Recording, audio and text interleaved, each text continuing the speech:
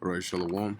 First, I want to give all praises, honor, and glory to Yahweh, Bahashem Yahweh Shai, Bahashem Rachak Kodash, double honors to the apostles of Great Millstone, and peace and blessings to the elect. Hey, man, real quick, I just had to do the video, man, because, I was meditating on this, heavily lately. All right, as I was reading the book, okay, of 1st and 2nd Samuel, okay, and really concerning Joab, man, and what he did, okay, because hey man, and hey, the one of the elder brothers in our camp, all right, he did a video a while back on Joab, okay, because Joab was a murderer. All right, Salaki about my voice, but Joab was a murderer, man, okay, and he committed a lot of murders, all right, three in particular that I have the accounts of here, okay, I was out of order. Okay, David did not give him the order to do so. All right, and he did it of his own will. So number one, he was out of order, and number two, he did it not according to the law. He did it really according to his desire and his hatred. Okay, and no, he's not a part of the house of David, man. He might have been a part of building it, but he's not a part of the house of David. Okay, so this is because he really had a wicked mindset, man. He loved blood too much, man. All right. This is 2 Samuel 2 and 17. It says, and there was a very sore battle that day, and Abner was beaten. Now, I believe Abner was Saul's uncle. Okay, he was the brother of Kish, which, if I'm not mistaken, yeah, he was the brother of Kish, and that was Saul's father. So it says Abner was beaten, and the men of Israel before the servants of David. Okay, because you had Israel following Abner, all right, because he decided to give the kingdom to the other son of Saul, all right, and so you had David's men go and fight against Abner's men, and it says Abner was beaten, all right. It says, and the men of Israel before the servants of David, okay. So he was beaten, and so he retreated. But let's read on and get the edification of what happened. So it says, and there were three sons. There were three sons of Zeruiah there. All right, and Zeruiah was David's sister. Okay, so it says Joab and Abishai and Asahel. Okay, now those would be King David's nephews. Okay, you had Joab, which if I'm not mistaken, is Yahweh Abba. Okay, you have Abishai, Abba Yeshaya, and Aisha Allah, Asahel, which means God made. Okay, and so it says here, and Asahel was as light of foot as a wild roe. So he was super fast, man. He was really fast on his feet. Okay, it says, and Asahel pursued after Abner, and in going he turned not to the right nor to the left from following Abner. So he just kept chasing him down. He didn't slow down. He didn't he didn't get distracted. None of that. He just kept chasing him. Now, mind you, this was after the battle was over and Abner lost and he retreated. Asahel was still on him. So it says, and Abner looked behind him and said, art thou Asahel or Asahel? And he said, I am. And Abner said to him, turn thee aside to thy right hand or to thy left, and lay hold on one of the young men, and take thee his armor. But Asahel would not turn aside from following him. And Abner said again to Asahel, turn thee aside from following me. Wherefore should I smite thee to the ground? How then should I hold up my face to Joab thy brother? So he's like, yo, because Asahel, he was basically trying to go take Abner out. That's why he kept chasing him. And Abner told him, man, yo, man, stop following me, stop chasing me, because it's gonna get to the point where I'm gonna have to defend myself, you know. And what's the point? The battle is over. I lost. I'm retreating. Why should I kill you? And then what am I gonna tell your brother? But it says, howbeit he refused to turn aside. Wherefore Abner with the hinder end of the spear smote him in the fifth rib, and the fifth rib is really right around your lower chest, right under there. You know, if you could put your hand on your chest, and then you'll feel the rib cage, and then where you get to the point where you can't, where basically at the top of your abs, all right, where your abs start, right under there, man. So it says it smote him under the fifth rib, that the spear came out behind him, and he fell down there and died in the same place. You know, so more than likely Abner was still running, and he basically ran right into it. Okay, It says, and he fell down there and died in the same place. And it came to pass that as many as came to the place where Asahel fell down and died stood still. Joab also and Abishai pursued after Abner, and the sun went down when they were come to the hill of Ammah, and that lieth before Giah by the way of the wilderness of Gibeon. And the children of Benjamin gathered themselves together after Abner. Yeah, they followed Abner. They were on his side because Abner was a Benjamite. All right, he was the brother of Kish, who was also a Benjamite. Okay, and Benjamin were really they they were with Saul the whole time for the most part. Okay, so it says, and because Saul was a Benjamite, so it says, and became one troop, and stood on the top of an hill. And Abner called to Joab and said, shall the sword devour forever? Knowest thou not that it will be bitterness in the latter end? How long shall it be then, ere thou bid the people return from following their brethren? Okay, so he's basically saying, yo, man, look, we just had a battle. I'm retreating. You guys are still following me, man. How long are you gonna keep this up, man? Okay, my people are here, your people are there. We're just gonna keep fighting and just keep murdering each other. Look, man, just chill. It says, and Joab said, as the Most High liveth, unless thou hadst spoken, surely then in the morning the people had gone up, every one from following his brother. Meaning he would have, if Abner hadn't said what he said, Joab and his men would have keep pursuing them even till the morning. Okay, so Joab blew a trumpet, and all the people stood still and pursued after Israel no more, neither fought they any more. And Abner, now mind you, Joab didn't know at this time that Asahel was dead by the hands of Abner.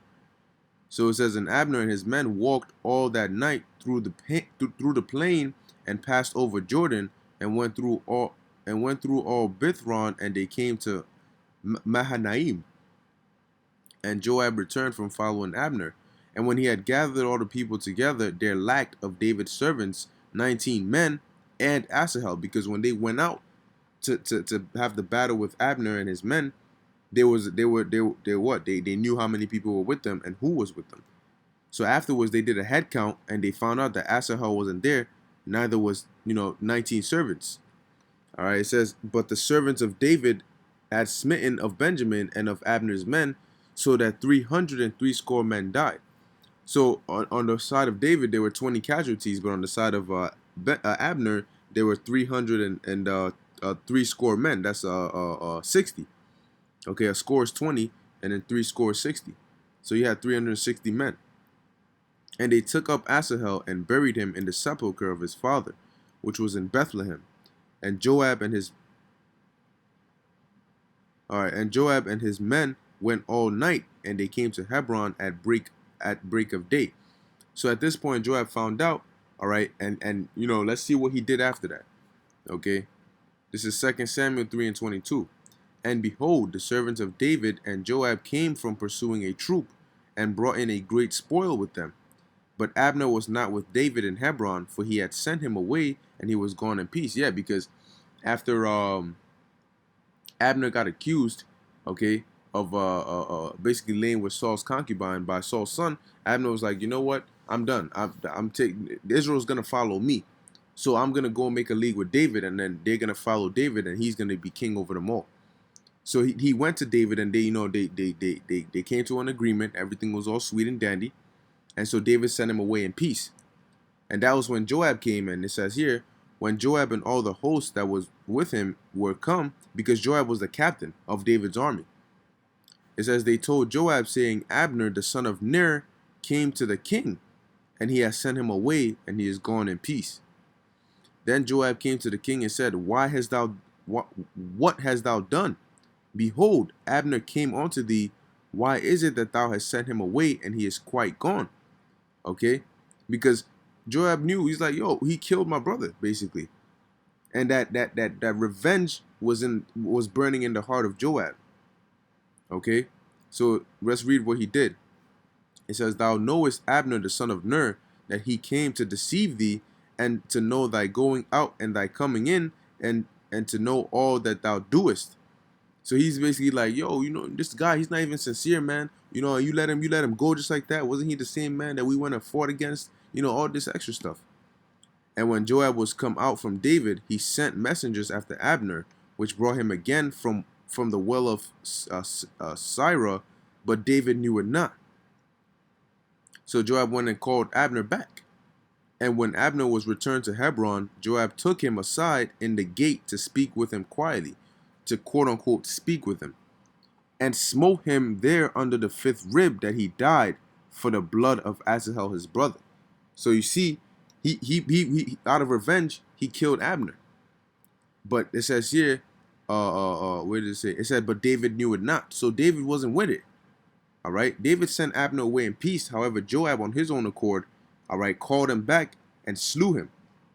Okay, he killed him. It says, and afterward, when David heard it, he said, I and my kingdom are guiltless before Yahweh forever from the blood of Abner the son of Ner. Okay, because hey man, it's not like Abner was committing adultery that you got to put him to death. Okay, so David said, look man, myself and my kingdom, we're not with this. All right, this wasn't, look man, before, and he declared it before Yahweh, because that's where the judgment comes from. It says, let it rest on the head of Joab and on all his father's house, and let there not fail from the house of Joab one that hath an issue, all right, or that is a leper, or that leaneth on a staff, or that walketh on the sword, or that lacketh bread.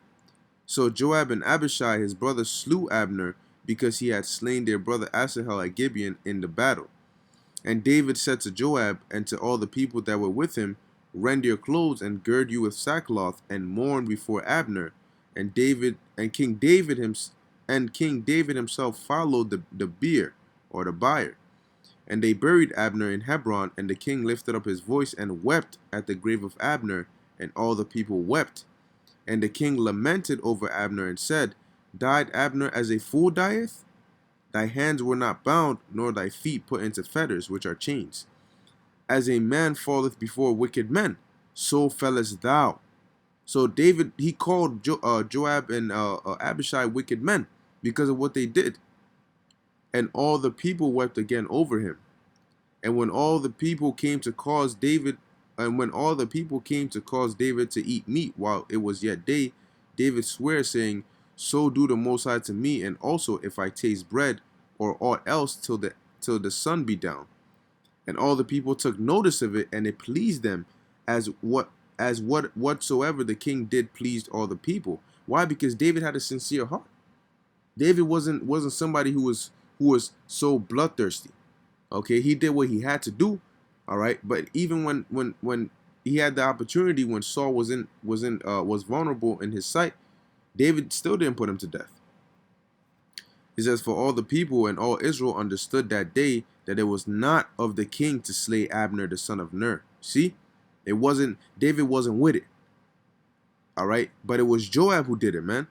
It says, and the king said unto his servants, know ye not that there is a prince and a great man fallen this day in Israel? And I am this day weak, though anointed king, and these men, sons of Zeruiah, be too hard for me. Yahweh shall reward the doer of evil according to his wickedness. Yeah, because Joab and Abishai were hard-headed, man. When David said something, they out here, you know what I mean? And there's another account where Joab went and did things of his own accord.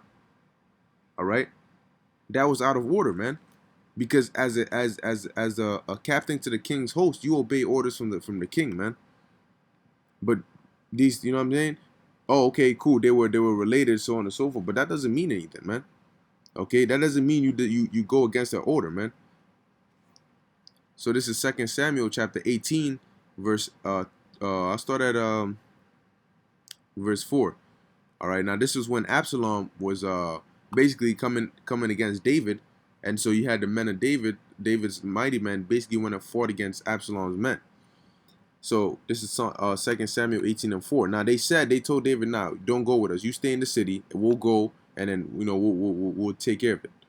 So it says, and the king said unto them, what seemeth you best I will do. And the king stood by the gate side, and all the people came out by hundreds and by thousands. And the king commanded, all right, he commanded Joab and Abishai and Ittai, saying, "Deal gently for my sake with the young man, even with Absalom." And all the people heard when the king gave all the captains charge concerning Absalom. So he gave them an order, man. He said, deal gently with him, man. Okay? And they were all there. They heard it. He told them straight up. He commanded Joab and Abishai. Okay? So the people went out into the field against Israel, and the battle was in the wood of Ephraim. Now jumping down to the point, it says verse 9, and Absalom met the servants of David, and Absalom rode upon a mule. And Absalom went under the thick boughs of a great oak, and his head caught hold on the oak. All right, and he was, because Absalom had a lot of hair. He had very thick hair. It tells you he pulled his hair, meaning he cut it every year, at the end of every year. Okay, it says here, so his hair, since he had so much, it says, and his head caught hold of the oak, and he was taken up between the heaven and the earth, and the mule that was under him went away. So imagine that, his hair is stuck up here, and he's hanging. He's hanging from by his hair. That's why the mule just kept running out from under him, because now his weight wasn't on it anymore. Because he was caught up. It says, and a certain man saw it and told Joab and said, "Behold, I saw Absalom hanged in an oak." And Joab said unto the man that told him, and behold, thou sawest him, and why didst thou not smite him there to the ground? And I would have given thee 10 shekels of silver and a girdle. You hear this, man? He's basically telling him, why don't you just commit murder? All right, and I would have given you this, that, and that. Because it was Joab's desire to kill Absalom. Even after the King David had commanded him, he said, deal gently with him. Okay? For my sake. It says, and the man said unto Joab, though I should receive 1,000 shekels of silver in mine hand, yet would I not put forth mine hand against the king's son. All right? For in our hearing the king charged thee and Abishai and Ittai, saying, beware that none touch the young man Absalom. So the king, the man rebuked Joab. He basically told him, nah, I don't care how much you would have given me. You could have given me 1,000 shekels and I would still not kill the king's son, because I was there. We were all there when the king, he charged you. He gave you an order, man. And he said, don't touch his son. Don't touch Absalom. But let's hear what happened. It says, otherwise should I have wrought falsehood against my own life. For there is no matter hid from the king, and thou thyself would have set, and thou thyself wouldest have set thyself against me. That's the kind of character Joab was, to the point where he'd tell him, yeah, you should have killed him. I'll give you 10 shekels. And then when they get back there, Joab would have been happy that Absalom was put to death, but then he would have flipped on the dude, and used him as a scapegoat, as, oh, well, the king said we shouldn't kill Absalom, but, probably made up some story. Oh, but when I came, this dude had already slain him, blah, blah, blah, blah. But wait, when you were there, you told the dude to kill him. You see? But that man, he was wise enough to see through that, and he was like, no, I'm not going to do it. It says, then Joab said, I may not tarry thus with thee. Basically, I don't got time for this. And he took 3 darts in his hand and thrust them through the heart of Absalom, while he was yet alive in the midst of the oak. And 10 young men that bare Joab's armor compassed about and smote Absalom and slew him. So they killed him, man. And that was Joab going against a direct order from the king. And Joab blew the trumpet, and the people returned from pursuing after Israel, for Joab held back the people. Okay? So this is strike 2. This is the second account of him putting somebody to death that was against King David's will. Okay? And now let's get the third account, man. This is 2 Samuel chapter 20, verse 7. All right, now you had Sheba, which was a son of Betri. He basically had, man, he basically had Israel under his quote unquote spell.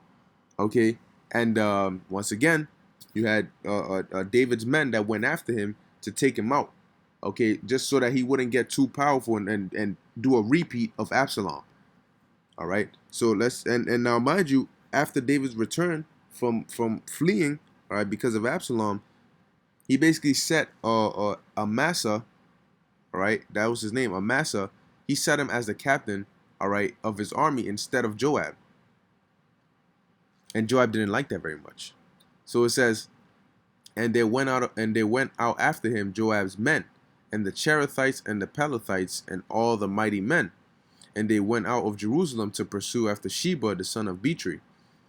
When they were at a great stone which is in Gibeon, Amasa went before them, so he caught up to them, and Joab's garment that he had put on was girded onto him, and upon it a girdle with a sword fastened upon his loins in the sheath thereof. So he had his garment, and he had his girdle, and he had his sword. And as he went forth, it fell out. But when you read the other translations, all right, of this specific verse, basically it wasn't just like, oh, the sword just fell out. And no, Joab he basically basically took the sword out of the sheath, being low key with it. It says, and Joab said to Amasa, art thou in health, my brother? So he was basically being a snake, to get close to him so he can take him out. All right, because Amasa wasn't expecting Joab to do that. So it says, and Joab took Amasa by the beard with his right hand to kiss him, trying to act like, oh yeah, how are you, my brother? How's everything? Deceiving him. But Amasa took no heed to the sword that was in Joab's hand. So now, if the sword just fell out of Joab's sheath, why was it in his hand? Why didn't he just put it back into the sheath? Because he took it out low key. Okay. Let me see if I could.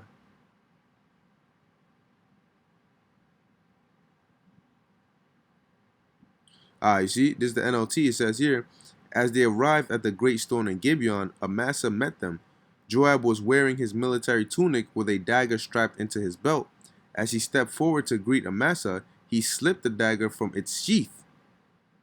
Okay? And so what did he do after that? It says, but Amasa took no heed to the sword that was in Joab's hand. So he wasn't aware. It says, so he smote him therewith in the fifth rib. Man, Joab just loved that fifth rib, man. It says, and shed out his bowels to the ground, and struck him not again, and he died. So Joab and Abishai, his brother, pursued after Sheba, the son of Bichri. So here it is, he murdered another one. All right? He killed Amasa, but for what purpose? Because Amasa was to replace him? Now, when did David give out the order that Joab was supposed to do it? He didn't. Okay? Joab did this of his own accord, man. And that's why he had a lot of blood on his hands. And that's why David gave out the order to Solomon to kill Joab, man. Have him put to death. Because David on his deathbed, he didn't forget the things Joab did. It says, and one of Joab's men stood by him and said, he that favoreth Joab and he that is for David, let him go after Joab. Meaning follow Joab and continue to pursue Sheba. And Amasa wallowed in blood in the midst of the highway. And the man that saw all the people stood still. It says, and the man saw that all the people stood still, and he removed Amasa out of the highway into the field, and cast a cloth upon him, when he saw that every one that came by stood still. And when he was removed out of the highway, all the people went on after Joab to pursue after Sheba, the son of Bichri. Okay, so here it is. Amasa really, he was sent on a mission, but he took too long. So Joab and Abishai, David sent them to go pursue Sheba. And when Amasa came back, he went and caught up with them. And well, this is what they had for him. All right, they basically stabbed him. Joab basically daggered him, sliced him up, and then just had him just lay there, basically just twitching, slowly dying in his blood. Okay, and just basically put him to death, man. Okay, and that's a murderous spirit. Okay, the spirit of just wanting to kill, man, and it wasn't even righteous. Okay, but that's a rebellious spirit, man. Joab had a rebellious spirit. Okay, and you got dudes who have that kind of mindset in this truth, man. It does man. It doesn't matter how familiar you are. You got to stay in order. Okay, You have to remain in order, man. It's not everything is not about killing, and it's not about, oh yeah, I want to. No, man.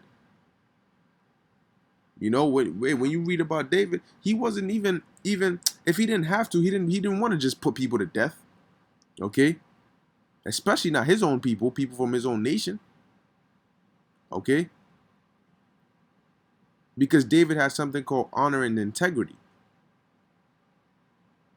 All right, but hey, low one, this is edifying unto the elect. Okay, I just wanted to get that point across, man, because boy, man, you do not want to be like Joab. Okay, but I want to give all praises to Yahweh Bashem Yahushai and Shalom.